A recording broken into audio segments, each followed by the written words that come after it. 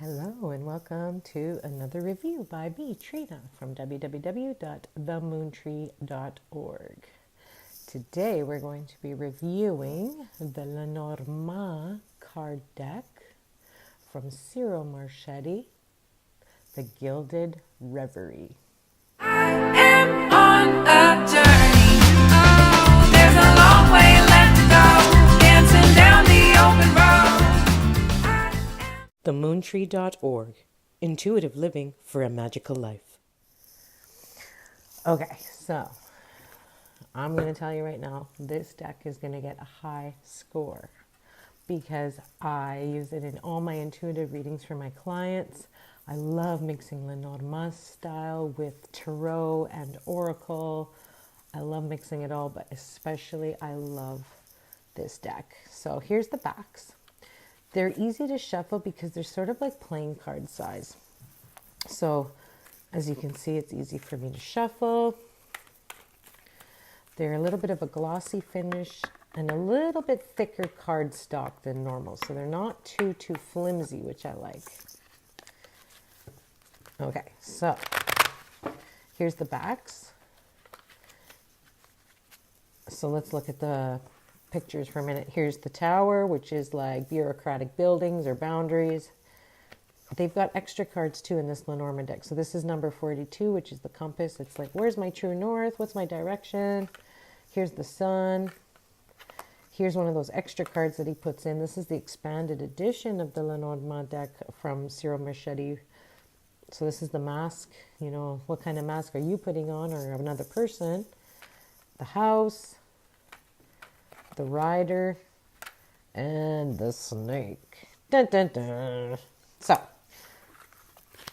love the imagery on this deck. So, there's also a few double cards. So, you know how you have the normal birds? Well, they also have an extra birds card like this, which is the owls. So, it's sort of more wisdom birds rather than the normal birds, which is sort of gossipy stuff. That's, you know, this is the wisdom, counseling, smart talking birds.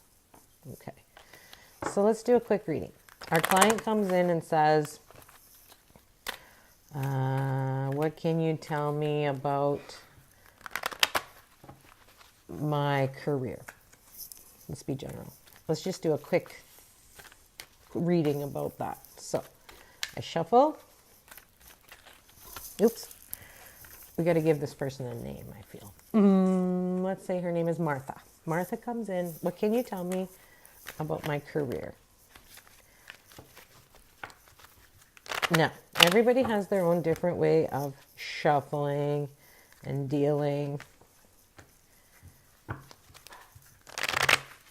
I have a big ego that gets in the way of my readings. So what I do is I actually shuffle for each card.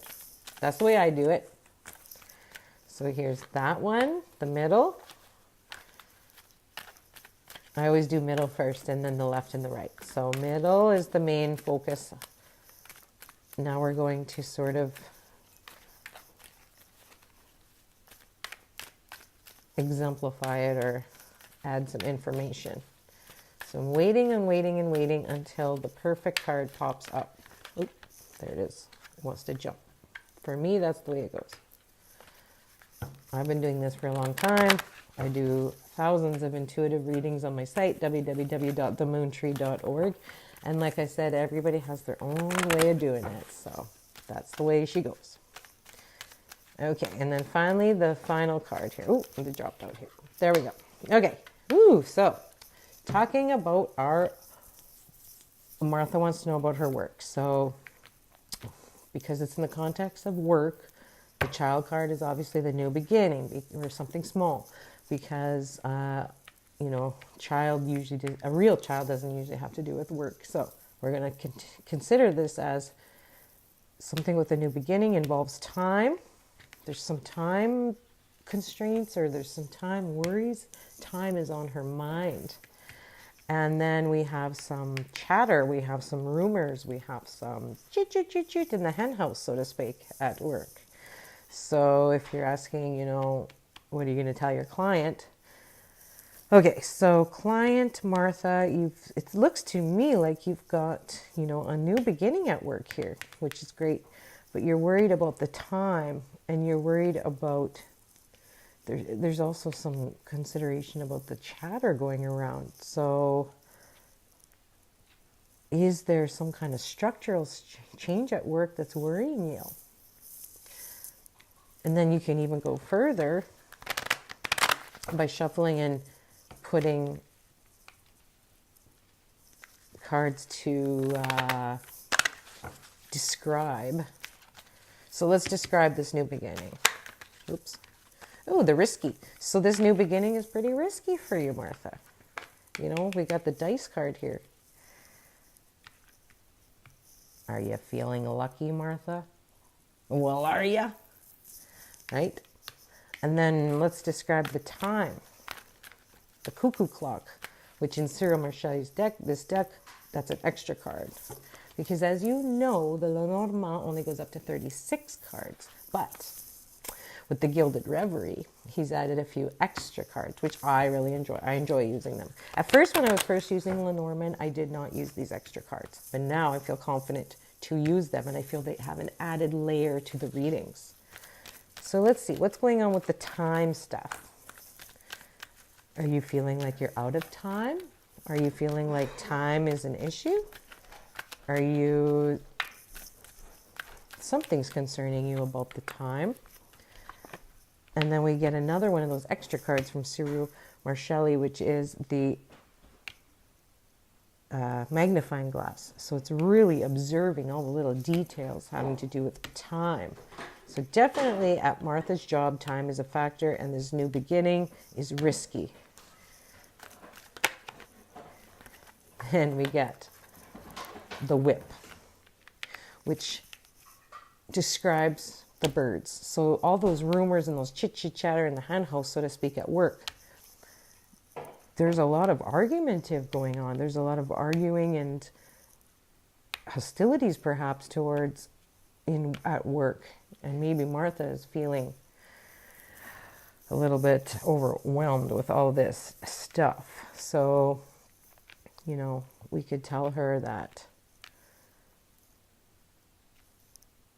we can look further and knight things. So let's knight the dice, the risky dice, with the chit-chatter, the communication. So, communication is risky. The new beginning has a lot of struggle and fighting and argument, so to speak, debate, we'll say. It doesn't have to be arguing, super fighting, but there's a lot of debate about this new beginning. There is a lot of risk involving with the communication. And then, it's really important to look at all the little details in this situation, and that'll definitely help Martha. Finally, if you wanted to go even further to that, you could pick one last card as a advice card or a final point, the exclamation mark to the end of the sentence, which is, for her, the tree, which sometimes means health, but in this case, because it's a career reading, we're going to label it as growth and rootedness. So it looks like she has a lot of opportunity to grow and to be rooted, but she needs to take control and kind of ignore all this other chit-chatter and all that unease that's happening at work, all the bad feelings and the arguments and the worry about time, all that stuff that's happening at work right now. Just realize that will pass, and eventually she will be seen as, a really good structure, that rootedness of the tree.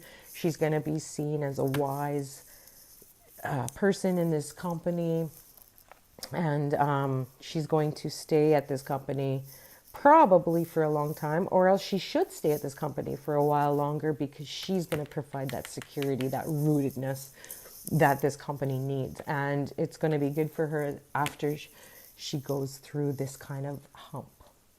Okay, so I hope you enjoyed that reading, and here's some more cards. Here's the bear for strength, money, food, and then we've got anchor for work and for stability and for staying put. We've got the mountains, which is a blockage, And then this extra card, number 43, the Labyrinth, which is going round and round and round. And how are we going to get out of the same old story? The key, the aha moment.